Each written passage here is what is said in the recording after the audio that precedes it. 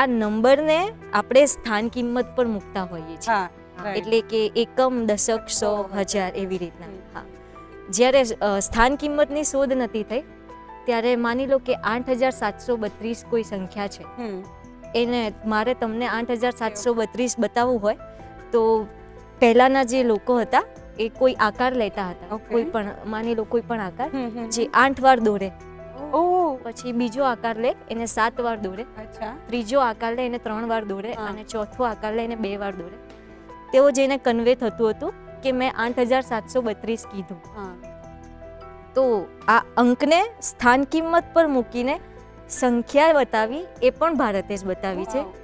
તો આજે આપણે કહીએ છીએ ને કે કરોડપતિ છે, અબજપતિ છે, કરોડો વસ્તુ છે, એ વસ્તુ કરોડ, અબજ એને સ્થાન કિંમત જે છે એ જો ગણિતમાં આની શોધ ન થઈ હોત તો આપણે બતાવી ના શકીએ.